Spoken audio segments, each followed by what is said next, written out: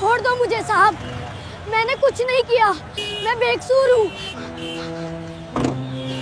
Please मेरे बेटे को मत ले जाओ, वो निर्दोष है। हट हट, ड्रामा मत कर, सबूत कोर्ट में देना। वो तो मदद कर रहा था। पुलिस की गाड़ी का दरवाजा बंद हुआ, लोहे की हथकड़ी की खनखनाहट गूंजी और सड़क किनारे खड़ा एक गरीब कचरा बीनने वाला बस देखते रह गया। उसका छोटा सा बेटा फटे पुराने कपड़ों में डरा हुआ चेहरा लिए पुलिस की जीप के पीछे गायब हो गया। कुछ ही घंटों बाद जब वही बच्चा कोर्ट में पेश किया गया, वहां बैठे जज की आंखें फटी रह गई। आखिर कौन था वो बच्चा, किस गुनाह में उसे अंदर किया गया था? ये सब जानने के लिए कहानी आखिर तक सुनिए। दोपहर के करीब 12 बजे का वक्त था। शहर के बड़े शॉपिंग मॉल के सामने धूप सफेद हो चुकी थी। लोग आते जाते, कोई कैब से, कोई बाइक से, कोई पैदल। सड़क के उस पार चाट वाले की दुकान, बगल में चाय वाला, कुछ छोटे छोटे ठेले।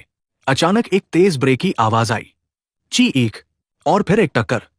भय से भरी चीख उठी, बच्चा बच्चा, कोई रोक लो। एक छोटा बच्चा सड़क पर गिर पड़ा। सिर के पास खून की पतली सी धार निकल आई। टक्कर मारने वाली कार एक पल को रुकी, फिर जैसे कुछ हुआ ही ना हो आगे निकल गई। लोग घबरा गए, भीड़ जमा हो गई। किसी ने मोबाइल निकाला, किसी ने सिर्फ दूर से देखा, किसी ने ओ कहकर अपना सिर हिलाया, पर आगे बढ़ने की हिम्मत कम लोगों ने की। और उसी भीड़ में कूड़ेदान के पास खड़ा एक कचरा बीनने वाला बच्चा सबसे पहले आगे बढ़ा। उसका नाम था चिंटू, उम्र 12-13 साल। हाथ में प्लास्टिक की बोरी जिसमें कांच की बोतलें, प्लास्टिक, कबाड़ भरा था। कपड़े मैले, पैरों में चप्पल अधूरी, बालों में धूल, लेकिन आंखों में डर नहीं, सिर्फ चिंता। वो दौड़कर घायल बच्चे तक पहुंचा, धीरे से उसे उठाया, सड़क के बीच से हटाकर साइड में लिटाया। अपनी फटी हुई टी शर्ट का हिस्सा फाड़कर बच्चे के सिर के पास बांधने लगा ताकि खून रुक सके। अंकल, पानी है क्या?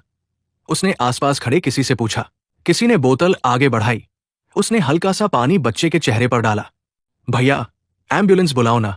आंटी, कुछ कीजिए, ये सो नहीं रहा, बेहोश हो गया है। वो कचरा बीनने वाला बच्चा सबकी तरफ मदद के लिए चिल्लाने लगा। उसी समय मॉल के अंदर से एक तेज आवाज गूंजी, आयुष, आयुष, मेरा बच्चा कहाँ है? एक अमीर कपल भागते हुए बाहर आया। महंगे कपड़े, ब्रांडेड सनग्लासेस, हाथों में शॉपिंग बैग्स। जैसे ही उन्होंने अपने बेटे को जमीन पर लिटा देखा, उनकी दुनिया हिल गई। मां उसके पास बैठ गई। आयुष, मम्मा यहां है, आंख खोलो। और अचानक उसकी नजर गई उस छोटे कचरा बीनने वाले पर जिसके हाथों पर खून लगा था, जो बच्चा बचाने की कोशिश कर रहा था। यही है, यही परेशान कर रहा था मेरे बेटे को, मां ने चीख कर कहा। बाप गुस्से में गरजा, इन लोगों की वजह से ही एक्सीडेंट हुआ है। भिखारी, चोर, गुंडे, सब यही जमा रहते हैं मॉल के बाहर। किसी ने सच जानने की कोशिश नहीं की। किसी ने नहीं पूछा कि टक्कर किसने मारी। किसी ने नहीं देखा कि जो बच्चा झुककर घायल को संभाल रहा था वही अकेला था जो कुछ कर रहा था। भीड़ में से किसी ने कहा, हां, मैंने इसे पहले भी देखा है, मॉल के बच्चों के आसपास घूमता रहता है। किसी ने अफवाह उड़ाई, किडनैपिंग के बहुत केसेस बढ़ गए हैं आजकल। इसी अफरातफरी में किसी ने पुलिस बुला ली। सायरन की आवाज आई, 2 पुलिस वाले उतरे। मां टूट चुकी थी, रोते रोते बोली, यही है इंस्पेक्टर साहब, यही करेगा ऐसा काम, देखिए इसकी शक्ल, हमारे बच्चे के पास यही था। बाप ने जोड़ा, इन्हीं लोगों की वजह से क्राइम होता है, उठा के ले जाइए इसे। भीड़ ने भी एक सुर में कहना शुरू कर दिया, इसी ने मारा है, इसी ने धक्का दिया, इसी की वजह से एक्सीडेंट हुआ है। किसी ने ये नहीं कहा कि मैंने देखा था। किसी ने ये नहीं पूछा कार का नंबर क्या था। पुलिस ने सबसे आसान रास्ता चुना। कचरे वाले के बेटे को उठाकर थाने ले गए। चिंटू रोता रहा, मैंने कुछ नहीं किया, मैंने तो बस मदद की थी। लेकिन उसकी आवाज गाड़ियों के हॉर्न और लोगों के आरोपों में दब गई। जब यह खबर उसके पिता तक पहुंची तो वो दौड़ता हुआ थाने पहुंचा। उसका नाम था रामू, उम्र 40 के आसपास। दिन भर शहर में कूड़ा बीनने वाला, रद्दी बेचने वाला, चेहरे पर धूप की मार, आंखों में जिंदगी की मार। वो थाने के अंदर घुसते ही घुटनों पर बैठ गया, हाथ जोड़कर बोला, साहब, मेरा बेटा ऐसा नहीं है, वो तो लोगों की मदद करता है, कुत्ते बिल्लियों को भी खाना दे देता है, वो किसी बच्चे को कैसे चोट पहुंचा सकता है? पुलिस ने ठंडे लहजे में कहा, सबूत है? कोई गवाह है? गरीब हो इसलिए छोड़ दे, ऐसा रूल है क्या? रामू के पास न पैसा था, न वकील, न कोई पहचान। बस आंसू थे और बेटे की बेगुनाही पर भरोसा। काफी मिन्नतों के बाद उसे अपने बेटे से मिलने दिया गया। थाने के एक छोटे से कमरे में कोने में बैठा चिंटू हथकड़ी में बंधा रो रहा था। रामू ने उसे सीने से लगा लिया। बेटा, क्या हुआ था? सच सच बता। चिंटू ने सुबकते हुए कहा, पापा, मैंने सच में कुछ नहीं किया। एक गाड़ी आई थी, बहुत तेज थी, बिना देखे टक्कर मारकर भाग गई। मैं तो सड़क के किनारे प्लास्टिक उठा रहा था।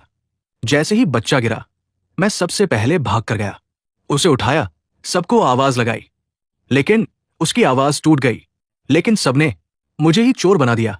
पापा, रामू समझ गया, बेटा झूठ नहीं बोल रहा। उसने हमेशा उसे सच बोलना सिखाया था। चिंटू के आंसू देखकर भी वो जान गया, ये वही बच्चा है जो इंजर्ड परिंदों को घर ले आता था, जो भूखे कुत्तों को रोटी देता था। अब कचरे वाले के सामने कोई रास्ता नहीं था, ना पैसा, ना वकील, ना कोई ऊपर वाला जान पहचान वाला। वो भारी कदमों से उसी सड़क पर लौटा जहां एक्सीडेंट हुआ था। कूड़ेदान के पास जाकर बैठ गया, फूट फूट कर रोने लगा। हे भगवान, मैंने तुझसे क्या मांगा था? बस इतना कि मेरे बच्चे को ईमानदार रखे। आज तूने उसे ही मुसीबत में डाल दिया। उसी समय पास के एक चाय वाले ने उसे देखा। अरे भैया, क्यों रो रहे हो? आओ, चाय पी लो। रामू ने चाय वाले को पूरी कहानी सुना दी, कैसे पुलिस ने उसके बेटे को उठाया, कैसे सबने बिना सोचे समझे उसे दोषी मान लिया। चाय वाला चौंक गया। अरे, सबने देखा था, तेरे बेटे ने नहीं, उस कार वाले ने मारा था। गाड़ी इतनी तेज थी कि हम नंबर तो नहीं देख पाए, लेकिन डायरेक्शन याद है। और हां, यहां के सब दुकानदार गवाह है कि तेरे बच्चे ने ही सबसे पहले मदद की थी, धक्का नहीं दिया था। रामू के दिमाग में एक उम्मीद जगी। भैया, कोई गाड़ी का नंबर देखा था क्या? तभी बगल वाली पान की दुकान वाला बोला, गाड़ी सफेद रंग की थी, एसयूवी। नंबर पूरा तो याद नहीं, पर आधा आधा याद है, DL8C 247 जैसा कुछ था।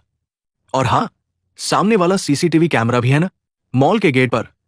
यहीं से रामू के अंदर एक नई हिम्मत जागी। अगले दिन कोर्ट में सुनवाई थी। चिंटू को जुवेनाइल के तौर पर पेश किया जाने वाला था। उस पर धारा लगी थी, लापरवाही से चोट पहुंचाना, मारपीट, जान जोखिम में डालना। अगर दोषी साबित हो जाता तो उसकी पूरी जिंदगी पर एक दाग लग जाता। कोर्ट में जज फाइल देख रहे थे। पुलिस की रिपोर्ट साफ थी। आसपास से जानकारी मिली कि यह लड़का अक्सर बच्चों के आसपास घूमता था। घटना के समय इसे इंजर्ड लड़के के पास पाया गया, इसलिए इसे गिरफ्तार किया गया। जज ने पूछा, कोई गवाह?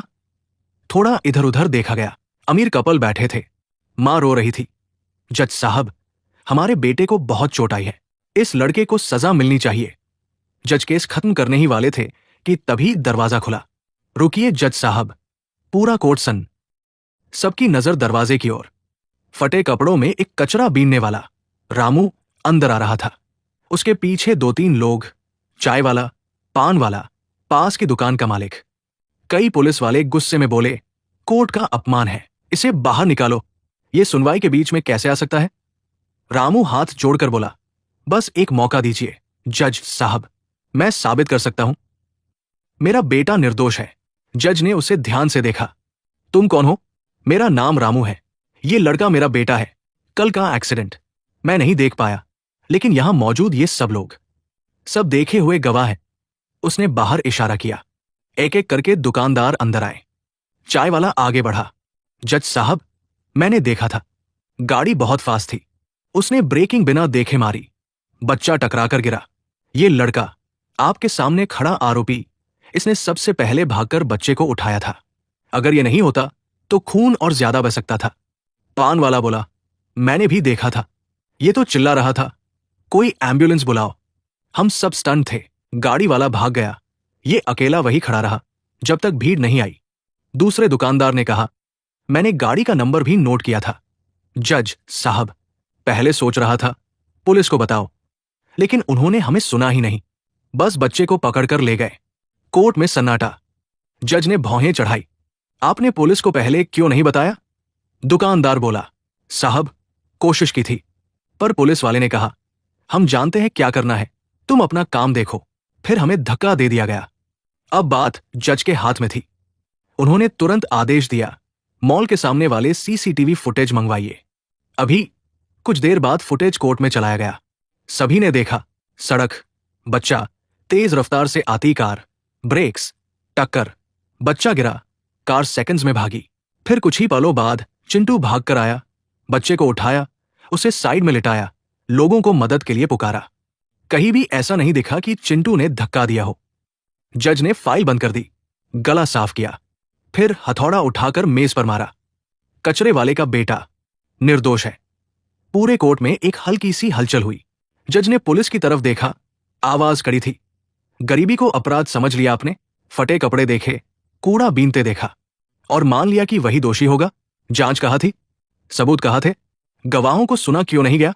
आपको 7 दिन के लिए निलंबित किया जाता है और इस केस की डिपार्टमेंटल इंक्वायरी अलग से होगी। हथकड़ियां खुली। चिंटू अपने पिता की तरफ दौड़ा, उनके गले लगकर फूट फूट कर रो पड़ा। रामू की आंखों से भी आंसू निकल आए, लेकिन इस बार राहत के। उसके हाथ बेटे के सिर पर थे। देखा बेटा, मैंने कहा था ना, सच का साथ मत छोड़ना। अमीर कपल चुप खड़े थे।